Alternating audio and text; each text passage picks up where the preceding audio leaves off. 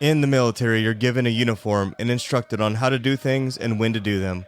But what happens when that cadence fades and you're no longer wearing that uniform?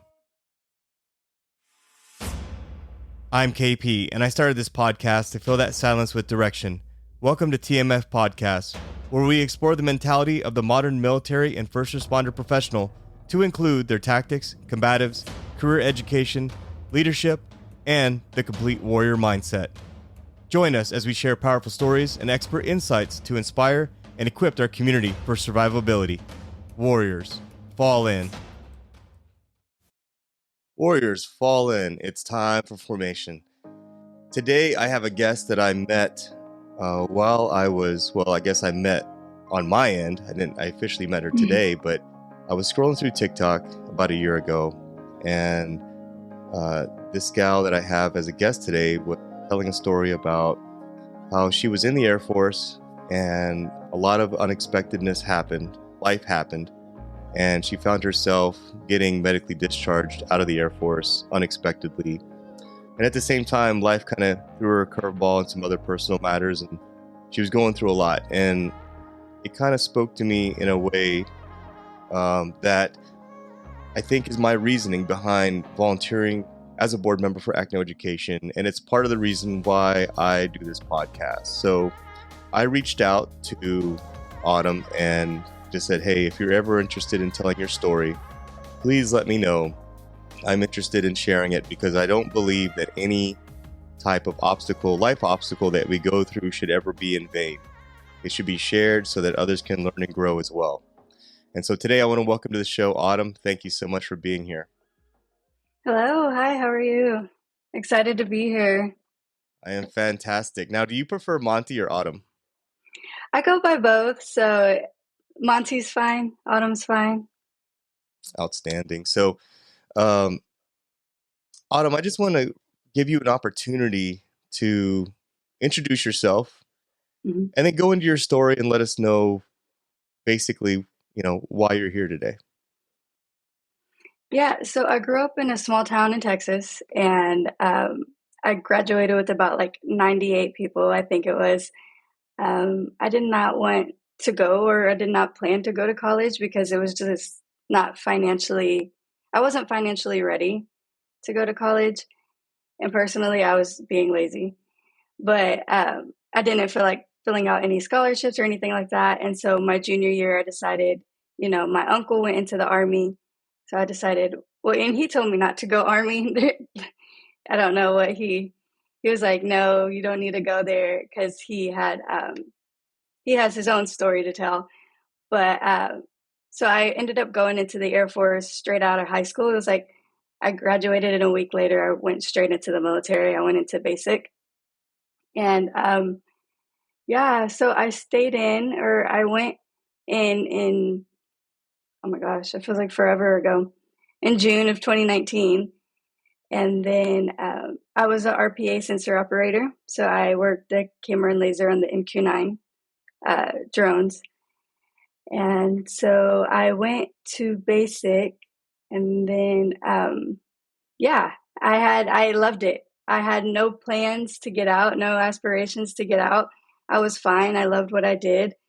I had to train for my job for over 2 years, almost 2 years. And as soon as my 2 years and my 2-year mark came, and I just graduated from my trainings and everything, COVID hit. And then I contracted COVID in 2020. And then by the beginning of 2021 is when I started feeling all of the long-term effects that I started feeling. And so I had my first asthma attack in about February of 2021. And then after that, it was just history. I was in and out of the hospital, pneumonia. I was hospitalized, intubated, and sedated, all in 2021. And so the Air Force decided to medically retire me. And so I got out in February of 2022. So that whole year, I was in and out of the hospital of 2021. And then, I had no plans. It was a very It felt sudden, even though like saying it out within months, within a year, it doesn't seem sudden, but it felt sudden, like living it, because one moment I was just going to my job, working my 12-hour shift, going home and doing what I do. And then all of a sudden is when I got the first asthma attack. And after that, it was just one after another after another. And yeah, I got out February 2022. And now it's been, oh my gosh, 2 years. And in my life, like transitioning from the civilian world, even though I was in for 3 years, but especially when you're not prepared and you come out of it like that, it kind of like it's a culture shock. Like I wasn't prepared. I lived in South Carolina when I got out of the Air Force, and then I came back to Texas with my family. And so it was just everything hit me. I also was going through a divorce as I was getting out of like transitioning out of the Air Force, and it was just life happened, and so I had to come back to Texas, and then yeah, just try to transition. Thankfully, I'm so thankful for my parents. If it wasn't for them, I don't know what would happen, because I was essentially, I wasn't going to be making enough money to pay like a living, like have a living for myself. And I wasn't in the obviously like physical aspect to get a job and get like myself back together. So thankfully, I do have the most greatest family ever, that they let me, come back home, not have a job, get healthy. That was their main concern. I had to get healthy. Thankfully, the Texas doctors knew better than the South Carolina doctors, and then I got myself back on my feet. Not by myself, I had my family and friends support. And yeah, so I'm finally with July 2024, and now we're here. Yeah, that's great to hear that you're feeling a lot better. I followed you on TikTok and you kind of journaled your way through life. Yeah, And so I saw where you were really upset about getting out of the military, upset about the mhm. divorce, and then following that, you got upset about having to move back in with your parents. Like it to some Yeah. extent, can you did you feel like you were a failure? And also to talk to me about the whole social media aspect of it. Did that help you cope? Oh yeah, I definitely did feel like a failure. I started therapy as well when I got out. I think that was one of my main things of helping myself not feel like that, because of course I was on my own for 3 years of my life. I ended up buying my own house in South Carolina, and I was just essentially on my own. And so coming back to the small town that I grew up in, it was kind of like, now I know I wasn't a failure, but at that point in my life, I felt like, okay, I did all of that for what? Now I'm back at square one. Like it feels like I accomplished nothing, which wasn't true. I like did all of that within 3 years. But at the time, I just felt hopeless and helpless. I was so depressed, I stayed in bed. I probably was awake 2 to 4 hours a day, and the other like 20 hours I was asleep. I slept constantly. I had no motivation at all.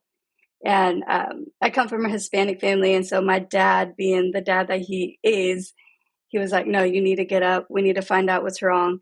Like, you have to get out of bed. Like, you can't keep doing this." He was like, "I understand you're struggling, but you need to get out of bed."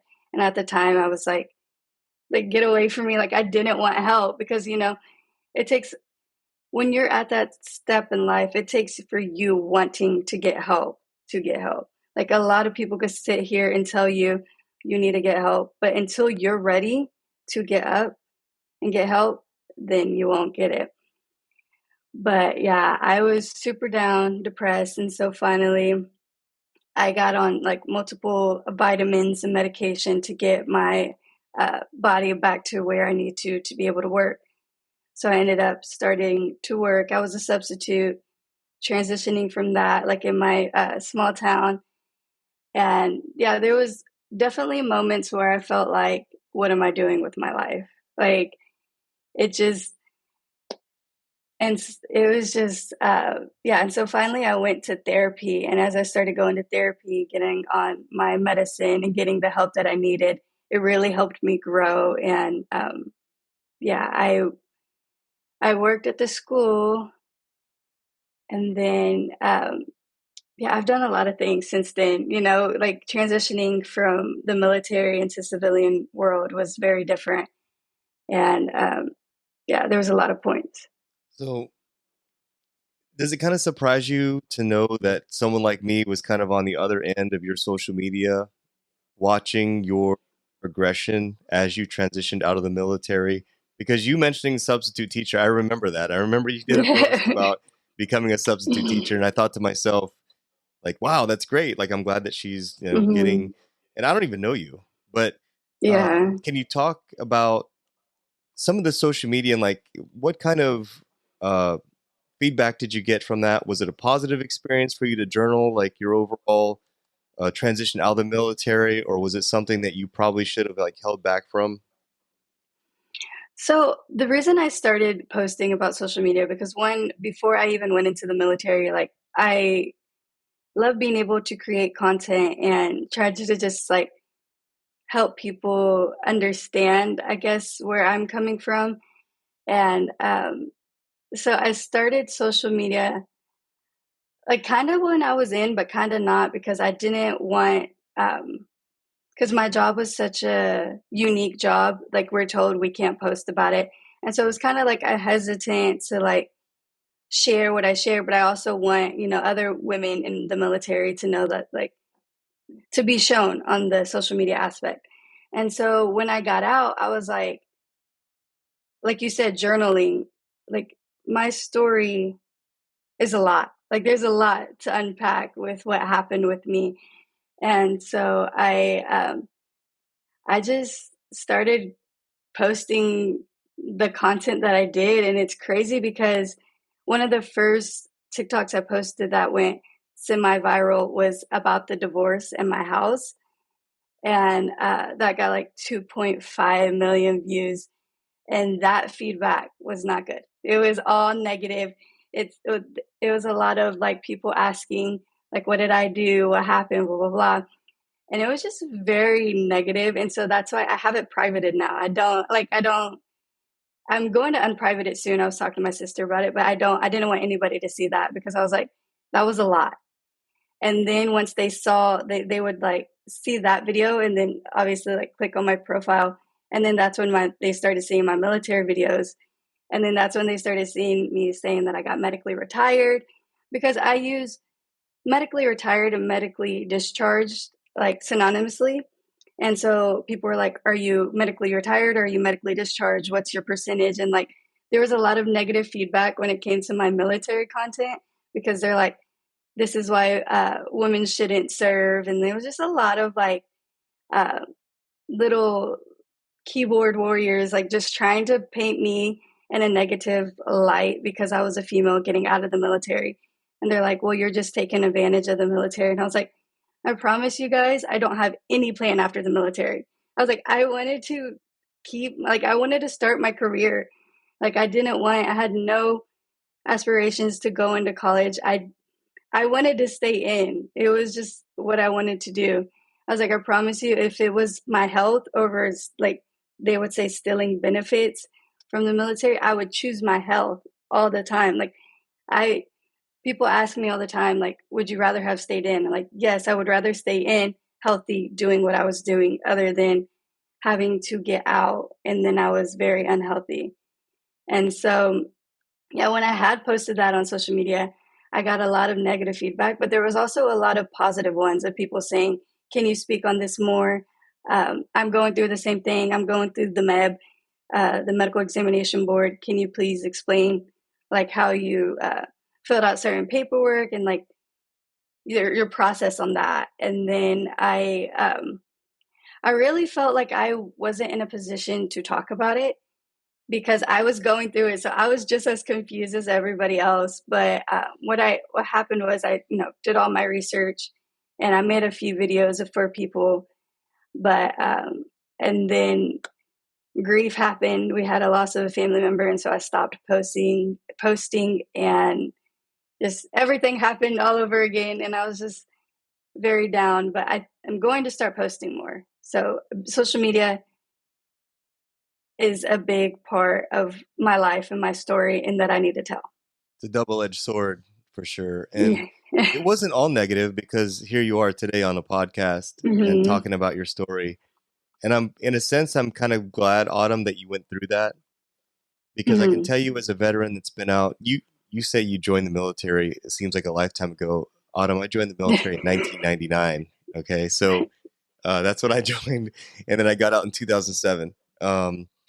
But as a veteran, that's quite a bit ahead of you in years. I can tell you that you are always going to hear the opinions of the 94% that never served in the military because those 2.5 million people that made comments, there's no way that any large percentage of those people that had opinions knew what the hell they were talking about. Yeah. And that's just the God's truth. And the one thing that I think veterans that get out of the military have to cope with is the opinions of the civilians that don't know really what they're talking about, but they have strong opinions. So I'm kind of Yeah. glad that you went through that in a sense because now you know that these opinions don't matter. Put yourself out there, uh, tell your story, be honest about it.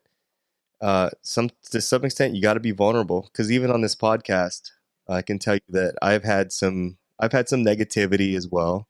Hmm. Um, but at the end of the day, I really don't care what anyone thinks because when I look at my resume and when I look at many others, there's not much really there in comparison. So good for you for getting back on the horse again and your willingness to put yourself out there. And I simply want to thank you for being on this show because I wanted you on this show to share your story about the obstacles that you've had to overcome just from your transition out of the military. Now, I wanted to ask you overall, what would be your advice and what advice do you give to people, young folks, young adults, that are considering going into the military and are planning on being lifers? Because for me, as a young officer, I used to always tell young folks to take advantage of the benefits, whether you think you're going to need them or not.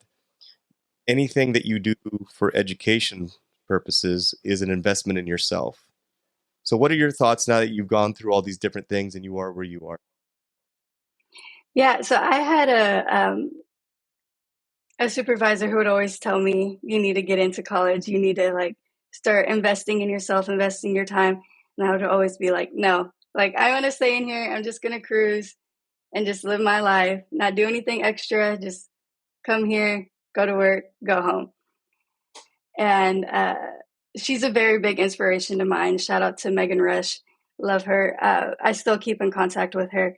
And she sat me down and was like, okay, well, if you're even wanting to stay in here for life, you're going to need more education because, for your, oh my gosh, it's been so long, I forgot what it's even called. But in order to progress into progress in the military, um, and so finally, I took a CLEP. It's like the test. I took one CLEP and then I decided, oh my gosh, that was kind of easy. Let me start going even more. But that was it. That's all I did. So my biggest advice is to take the courses, take all the CLEP courses that you can. Because I wasn't even sure if I was going to pass. And then I passed and look at there, I have college credit now. Like I have that credit, but that was the only credit that I had when I got out. And so that was kind of like what I don't really regret, but I wish I would have done. And if somebody is in the position that I was, do the college courses, take all the tests that you can, because you never know what's going to happen. I thought I was going to be in there for life, and then I got out, and then I had nothing, like no college degree to fall back on. I had nothing, and I went back to start one to my to the start. And so that's my biggest concern is take all the college courses for free or the tuition assistance, like take the CLEP courses for free before you get out, because when you get out, you're going to have to find something else to do and you're going to want something to be able to fall back on. And that's really great advice for folks out there who either are going to join the military or are currently in the military right now. And I am a board member for Act Now Education, and what we do is we're a nonprofit. We're led by the founder and CEO is Jay Salters, who is currently a Navy service member, everyone on the board is either a spouse or a service member or a veteran. And the one thing that we do is we offer services, certification services to active duty or folks that are veterans or spouses or dependents, and that's free. Like we go out and we get money, and then we turn around and we pay like project management professional, we pay CompTIA, we pay Scrum Master for these certifications for our military community. So take advantage of those as well. And for those out there listening, CLEP, from my understanding, is an opportunity where a service member can take a test and get in pass and get automatic college credit. Is that right? Yes, yes. And one of the things that I used to always talk about when I was a young officer in the military, I used to say, hey, I get it. You're young. You want to go out, have a good time, you know, spend your time at the club or whatever else with all your other barracks buddies. Work hard, play hard is what I used to always say. Spend at least Friday or Saturday night at the education center getting some type of education. I get it. You want to go out one of the nights and live young and everything, but you got to remember the concept of work hard, play hard.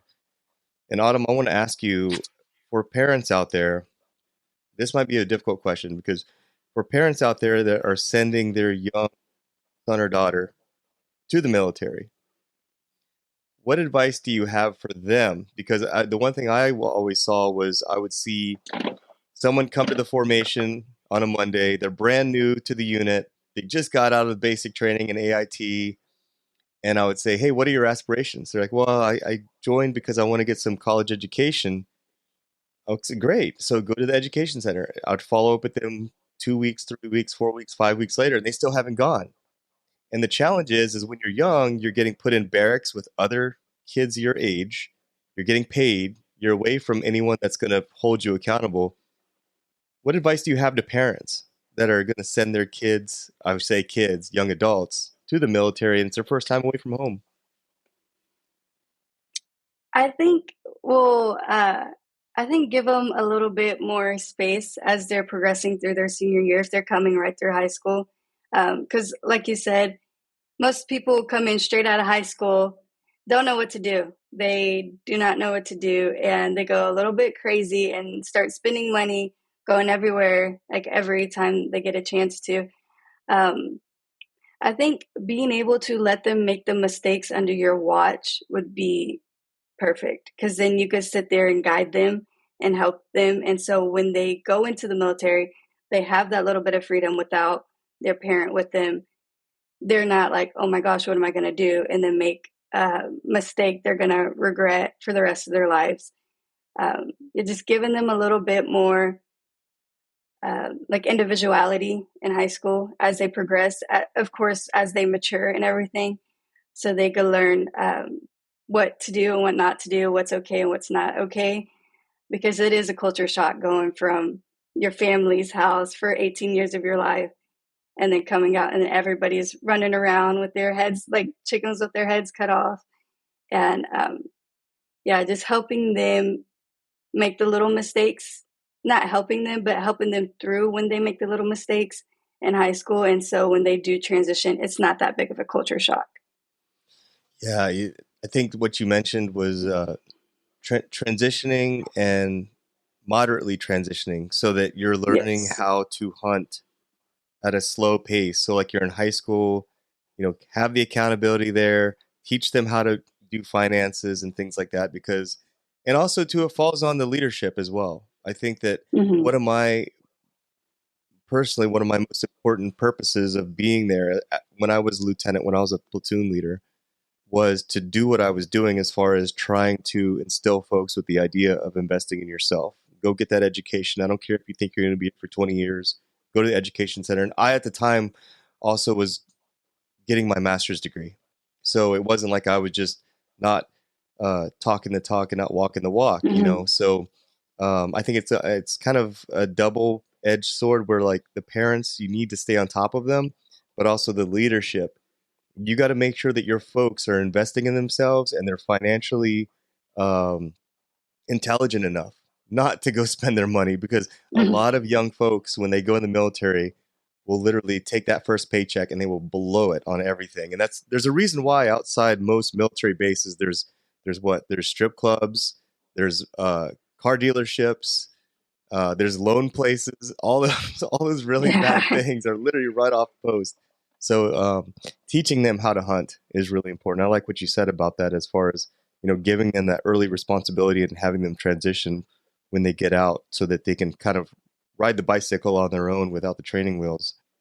So, Autumn, I want to ask you, like, when you got out and you were sitting across the table from employers, and you had to, and I'm sure it was a 10-minute conversation. Cool, you were in the Air Force. I had an uncle in the Air Force. Or cool, you worked with drones. That's awesome. But then when all that's cool talk was over with, and you had to talk about the position you were applying for, and you knew outside that door there was like 6 or 7 other people, and some of them were never in the military, and some of them might have more education than you.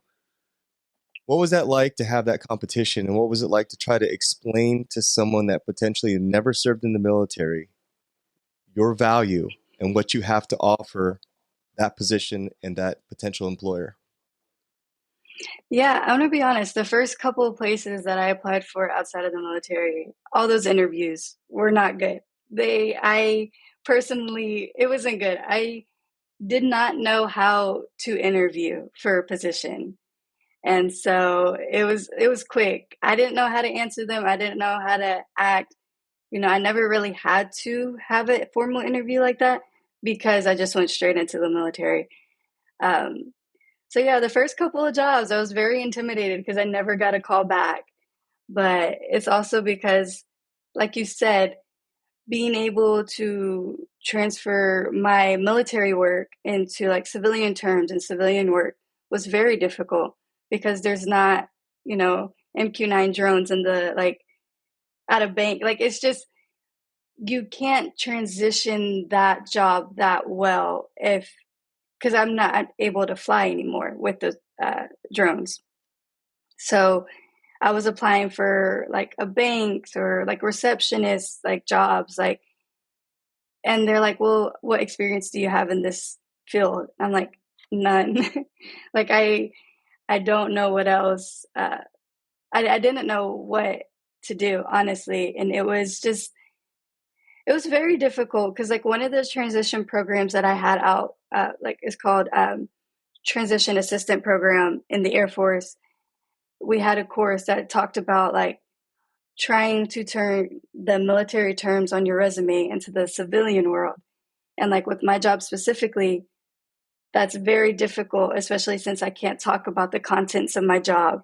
And so I was like, I was just in the interviews, like, please just give me a chance. I was like, I promise you, like, you can see that I'm like determined and hardworking. I was like, yeah, I may not know that much about the job that I'm applying for, but just give me a chance. So it was very intimidating at first because it was like, I honestly, I went into those interviews not knowing what I was like going to talk about or what to talk about, how to talk about it. And it took the first like 3 or 4 interviews where I got the hang of it. And I'm like, okay, this is how you transition these words. This is how, because I would say like Mhm. squadron or like my flight. And I'm like, wait, you could say like team in your office. Mhm. Like it's just those little words that you need to make sure you transition to the civilian words in order for them to understand. Because if you're talking to somebody who's never served or, is a veteran, they're not going to know what your squadron is. Like they don't know that's like the office of your people. Like Mhm. they don't know that was your team. And so I think that's where the disconnect was happening in the first interviews, where I was just straight up talking military terms. And of course, people not understanding. So I think that was one of my biggest things of, I would even ask like my sister, my mom, like, I'm like, how do you say this word? Or like, how do I do this? Like, what Translate. would you use? Yeah, what would you use for this word in the civilian life? Uh, and yeah, that was one of the difficult things, but it takes a lot of practice and a lot of like just asking people. Like, it's not, there's no harm in asking somebody how you say something in civilian terms. Yeah, no, I feel you on that one. And when I'm sitting here talking about being young and dumb, I include myself in that Mm-hmm. category. I was young and dumb. As a matter of fact, I had a conversation with someone the other day, good friend of mine from back home, and she said, to be 24 again. And I was like, yeah, I was so naive. And so I can't even believe that I was in Iraq at that time at 24 years old in charge of a platoon. Like, to me, that just sounds scary because I didn't know anything. And so I include myself in that conversation. And one of the reasons why I started this podcast was because I'm trying to reach back to help others that are coming up Mhm. and have those conversations that I didn't have with anybody. So I include myself when I'm talking about that. And as far as the transition process, Autumn, I was an Army captain with a Bronze Star with combat service in Iraq, and I had a master's degree. And when I transitioned out, I thought, I got this. I don't need any help from anybody. I know how to interview. I know how to do my resume. I told TAPS, the on base, the transition people back then, transitioning was not what it is now. It was like you get out and figure it out. Today, you get a little more help. Yeah, I went out and I did the same thing as you. I had interviews that were just horrible, and I walked out. I walked out of those interviews, and I was like, yeah, they're not, they're laughing at me right now, and um, it was not even easy for me, even with my rank and everything else. It was not easy, and I had to be humbled. That was my problem. Is I thought that they were going to throw rose petals and opportunities at my feet when I came out, and that was not the case at all. I was competing with people that never served in the military before, that were in certain fraternities, certain sororities, and but were able to network while I was serving in combat. And that's just the God's honest truth. Do you feel like there was some employers out there that might have been kind of flag waving?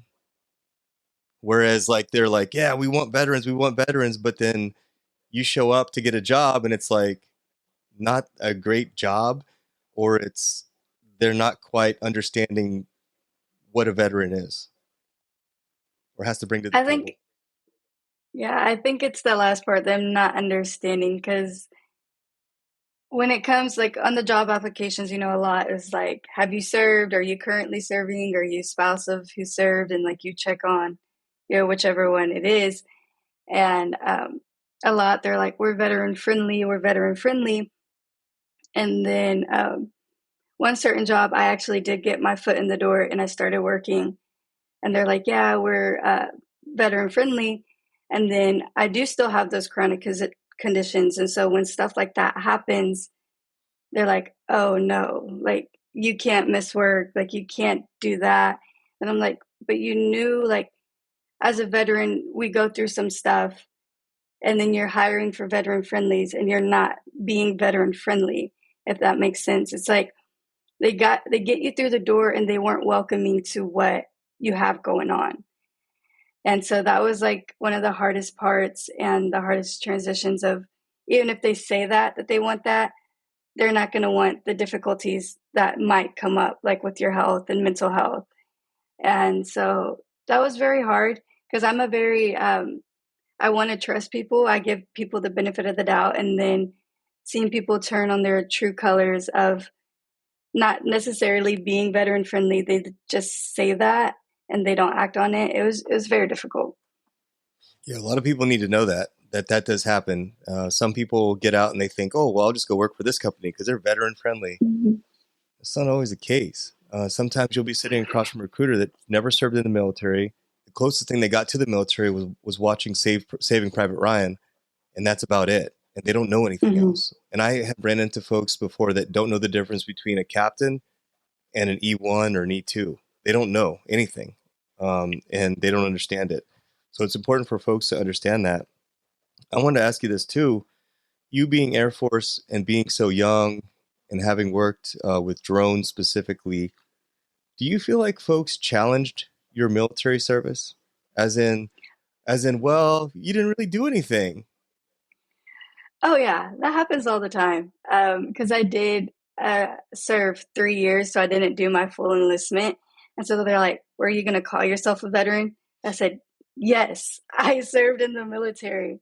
That's literally. And they're like, "But you didn't serve your full term, so you're not really a veteran, or you got out the easy way, so you're not a really veteran." And I'm like, "Oh my gosh, like, do y'all not understand?" I was like, "Are y'all not understanding?" So there's a lot of, like, especially go back to social media. people talking about how they invalidate my military career because how short it was. Hmm. But at the end of the day, I still served. I still did what most people won't do, like a lot of people don't Hmm. do. And so it was a while. It took me a while to even get to terms with it myself because I was like, oh my gosh, they're right. Like I invalidated myself and my career and my feelings. But then it took a lot of therapy and then self realization that they're not right. I Yeah. still signed those papers. I still went to basic military training. I still trained for my job and I still did missions. I'm a veteran. And at the end of the day, that's Hmm. what it is. Simple. Yeah, it took me a Yeah. while to come to that. There's really no better way to put it. Do you feel like a lot of the feedback challenging your service came from the veteran community or from the civilian community, The or civilian both? side, Civilian side. Okay. it was mostly civilian side because people on my social media, they would comment back to those people and be like, I'm a veteran and there's no time requirement that you have to serve 20 years in order to call yourself a veteran. And like people would just like go back and forth in the comments. So the military community definitely had my back in the comments, but it was a bunch of Yeah. civilians that have never and will never Right. sign up to do what we do. Yeah. I just had someone And on yeah. Instagram. I just had someone on Instagram tell me that I didn't serve in Iraq, and I've never been to war. So I mean, it's amazing that you call keyboard warriors are out there, and I really challenge you to not have imposter syndrome about yourself. Remind yourself that imposter syndrome is a real thing, and a lot of folks out there will continue to poo poo on you and Mhm. try to get you to not believe in yourself. But I'm really happy to hear that you're going to get back on social media again.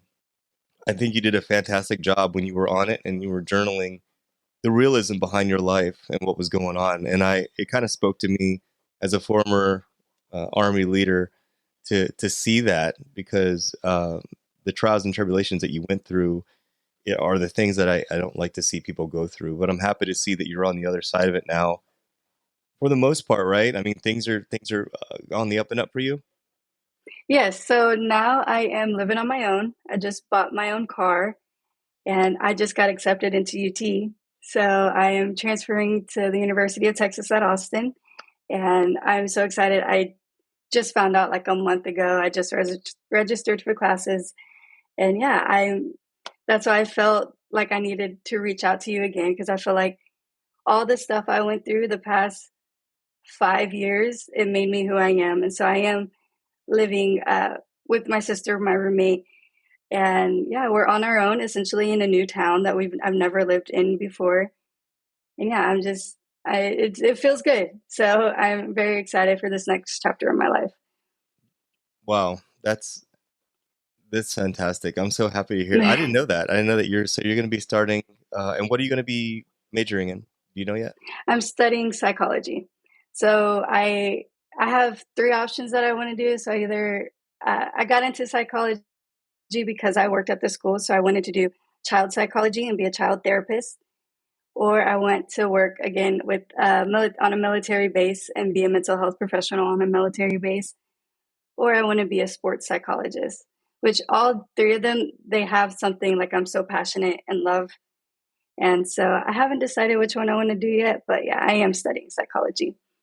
Speaking of which, I'm really proud of you for seeking therapy as well. A lot of Mm-hmm. veterans don't seek therapy, and I want to explain to everyone out there that sometimes therapy helps you meet the rest of the world in the middle. A lot of Mm-hmm. veterans will stand on their side and they'll say, "No, you guys need to come over here and meet me." And I think the key that unlocks the door is for you to understand where these haters are coming from, the folks with the feedback that are negative. For me, I had to tell myself, look, this person with a strong opinion, while in 2004, while I was literally getting shot at, they were in Cancun. Mm-hmm. So, and unfortunately, or fortunately, however you look at it, everybody in the world today has an opinion. And I think that understanding why that person stands where they stand can help you at the same time process and cope with listening to all the noise. And so I'm really proud of you for going out there and seeking that therapy. A lot of folks don't do that. and they go in the other direction of alcohol, drugs, and things like that. So kudos to you for doing that. And Autumn, as we wrap things up here, and we talked about so many different things, so many aspects of your life, is there anything that I didn't cover that you'd like to talk about? Or do you have any really strong advice for folks out there that are kind of walking down your path, is joining the military, thinking I'm going to do 20 years? Like, is there anything that you would like to mention? Yeah, I harped a lot about college. And I just want to say that it's okay that if you're the oldest one or older one in the room, like I was like that, even though I'm only 23. There's like 18-year-olds, so it's okay to start over and start new. Like transitioning in a new chapter isn't bad. It's a good place to start from somewhere that you weren't before. Everything's a learning experience. Don't take this negative, like if it's a new chapter in your life, if you've been turned around, don't take it in a negative light. You have to see it positively. Like it happens, everything happens for a reason. This is your story, and it's just live out how you want it to live. And yeah. I think that you're certainly an inspiration for that. I hope that all different posts that you made a year or two ago, I hope all those posts stay up, because it's kind of serves as an archive for where you've been and where you're at now and where you're going to be. I sometimes regret throwing away things uh, because I felt like I was trying to move on. And I'll give you a prime example of that. When I got divorced, my ex-wife had told me that I'll never date or be with a military person again. And even though we divorced mutually, that kind of struck at me. And so I want to say the days after that, I literally took my Class A's, I took my dress blues, I took my desert uniform, and I threw it in the trash. I literally walked out to the dumpster and threw it away. And now that I am where I am right now, I regret throwing those things away. Mm-hmm. I earned those things. And it took me years of counseling and therapy to finally be where I'm at right now. And your journey's not over with, Autumn. I'm really proud of you for you uh, have gone through everything that you've gone through. I think that the social media can kind of serve as a thing for you as an inspiration over time. So make sure you keep doing it, and keep recording your wins and your losses and how many times you get back up and dust yourself off. Mm-hmm.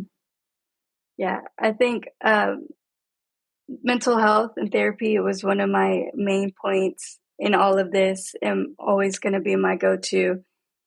I've been in therapy for well over a year now, and it took that long, or not that long, but it took those steps, in order to make me who I am, living on my own, going to UT, have my own car, and just loving where I'm at in life now. So, You already got your sweater on, huh?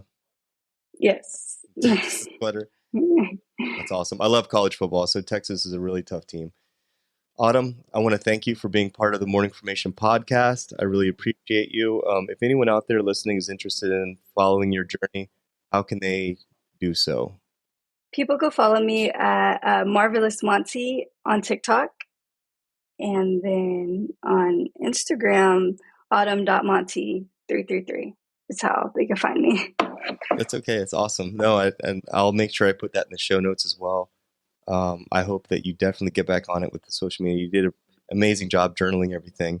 And for folks out there listening, I hope you're able to gain something positive out of this interview. I think nothing that we go through in life, obstacles, trials, and tribulations, should ever be done in vain. Make sure you share with folks. Don't be afraid to be vulnerable. And at the end of the day, we're all here on the same journey together to live and learn. So folks out there, as always, stay tuned, stay focused, and stay motivated. Warriors, fall out. Thank you for joining us on TMF Podcast. We hope you found today's episode insightful and inspiring. Our mission is to help you strive, thrive, and survive in all aspects of life. If you enjoyed the show, please subscribe. Please leave us a review and share it with your network. Stay connected with us on social media as well, and visit our website for more resources. Until next time, I want you to stay tuned, stay focused, and stay motivated. Warriors, fall out.